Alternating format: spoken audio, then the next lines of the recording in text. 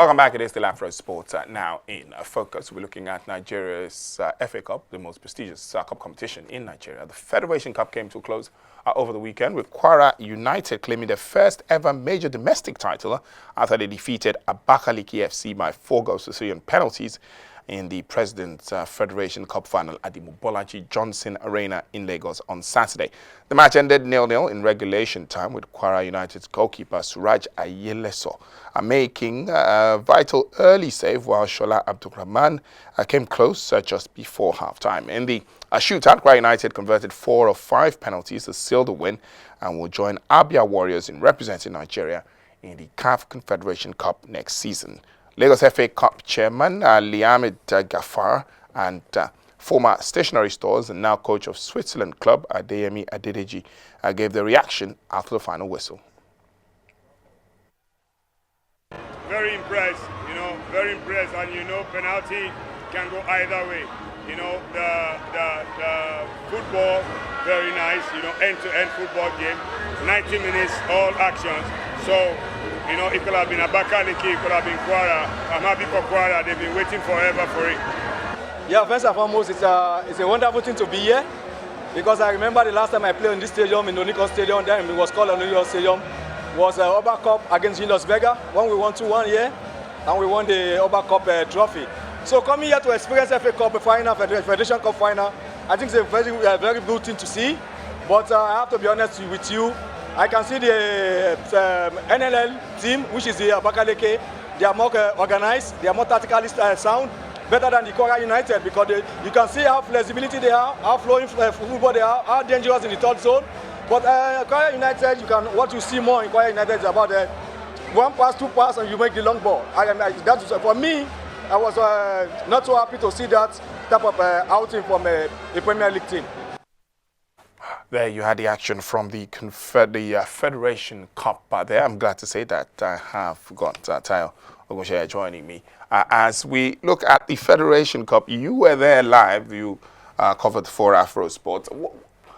Unlike the FA Cup in previous years, the Federation Cup is maybe struggling a bit to get back the glory it once had. But in terms of the effort from the organizers, how would you rate the final generally? Yeah, Tolu, thanks for having me here. The President's Federation Cup, you'll be surprised how that the name has changed from the Federation Cup from the FA Cup. So it keeps changing. Late last year, it was changed to this new name. And from what I saw at the final, it was actually a little departure from what it has been, in terms of progress now. For the final game, the ambience and every other thing that has to do with it. First time we're having governors coming around in terms of the numbers now. We had about 4 governors. We had Lagos State Governor, we had KWARA State Governor, we also had the sole administrator of River State. You have Nasarawa State Governor, who also came to watch the women's the Amazons. We also had the governor from one of the games. So overall, I would say that the atmosphere was quite lively. Compact area at the Moshood Mobolaji Johnson Arena. Very compact, about 5,800 capacity. So you'd expect that the crowd that comes in there will be well managed. And from the outcome of the game, it showed that there is so much interest still at the local front, because that Federation Cup actually concluded the season, the Nigerian football season, for the 2024-2025 Do you think playing the final in Lagos was also a factor in the kind of reception that the Federation Cup got? Because, to be honest, everyone would tell you that if you're looking for any members, any set of tribes all over Nigeria, Lagos is probably where you will get a rich blend of everyone. No matter the teams that played the final, they would have had supporters here in Lagos. Definitely, you can't rule that out, because Lagos is a melting pot for the other members or other parts of the country. They come in every now and then. Statistics shows that for every second, you have 23,000 people coming into Lagos that you're about. So bringing it down here to Lagos, despite the fact that KWARA State, KWARA United, who are also the finalists, they brought in so many of their fans, the state governors, they brought in so many people came in. Also, don't forget that Abakaliki, first time they're having a shine at this very large, very big stage, because it's Abakaliki FC is a new club. They just joined the NNL last season. Unfortunately, they are relegated presently.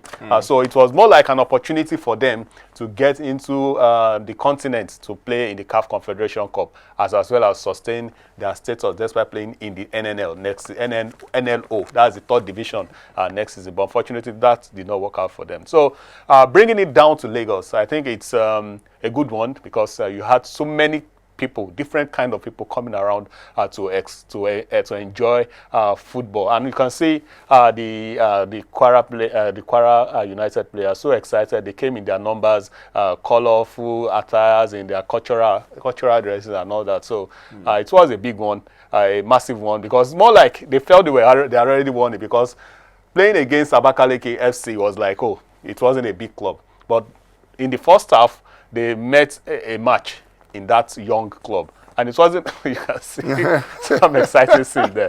They came in their numbers, so it was more like a party for them.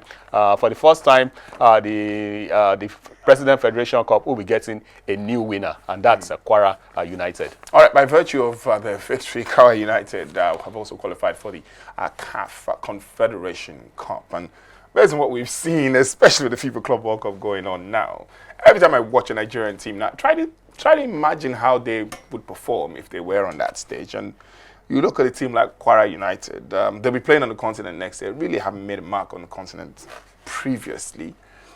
The bigger picture is it's good to win the Confederation Cup, it's good to finish in the continental places in the league. Where do you go from there next? So they've won the Federation Cup, Western Federation Cup. Now, what's the next step for KWARA United?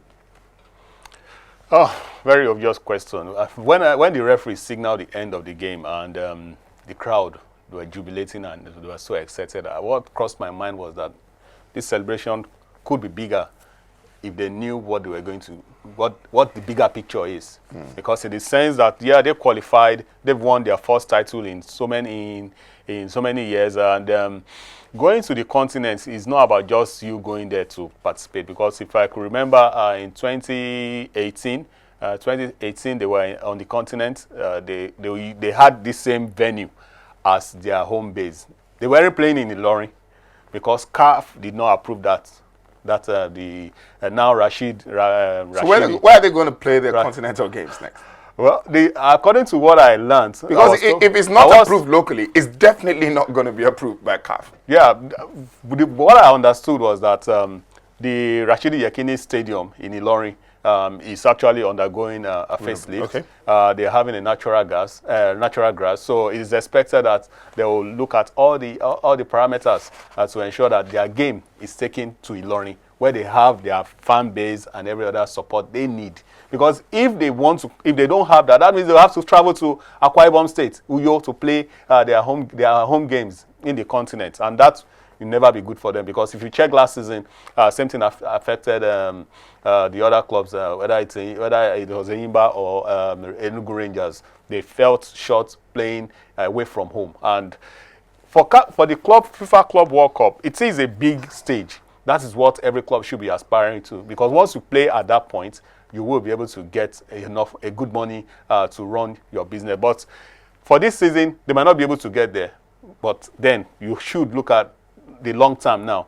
If you're able to perform well over time, looking at the coefficient ranking, or even if they decide to win a long shot, then maybe they have a chance of also participating in the Club World Cup. All right, we'll hold it there. One final thought, though. Going forward, though, did you see anything around the organization of Federation Cup that you thought could be better? And did you see anything that you felt was very laudable? In terms of organization, the crowd control, especially from the gates, it wasn't so tidy. Because for someone like me, whenever there is an event, I always like to get there ahead of time. I was there around 10 a.m. And despite the fact that the first match between Rivers Angels and Nasarawa Amazon was that was a women's that was a women's final, which Rivers Angels won their 10th title. So I was there earlier to see how things always pans out. For crowd control, yes, you have to buy your ticket. There was a VIP, there was VVIP. if you could get your ticket in, you'll be chaperone to wherever you want to go to. But overall, in terms of organization, I think it's for Lagos, it was quite good. And also one thing that actually happened was that the former players, ex-internationals, they also had used that opportunity to also bring themselves to the world to see what they're doing. So organizational wise, it could be better in terms of crowd control, in terms of sitting arrangements. I feel the Lagos, the host, as well as the Nigeria Football Federation, who are the owners of the Federation Cup, President's Federation Cup, could do more by making it more glamorous, create more publicity for it, let people be aware of what is coming. Lagos State has the numbers in terms of population, but at a stadium like the Mobolaji Johnson Arena, 5,800, and there's still a little space here and there. You would expect that everywhere should be jam-packed rather than having, though compact for organization, but then it could be better. All right, we'll take a short break as we finish matters concerning the President's Federations Cup. When we come back, we'll be talking about the race for the Ballon d'Or for Africa. That's the CAF Awards. And one man whose name is most likely to feature very prominently in the discussion will be the PSG defender Achraf Hakimi, who will weigh his chances and who are the likely players who could stop him from being crowned African Footballer of the Year. Stay tuned, don't go anywhere. We'll be right back.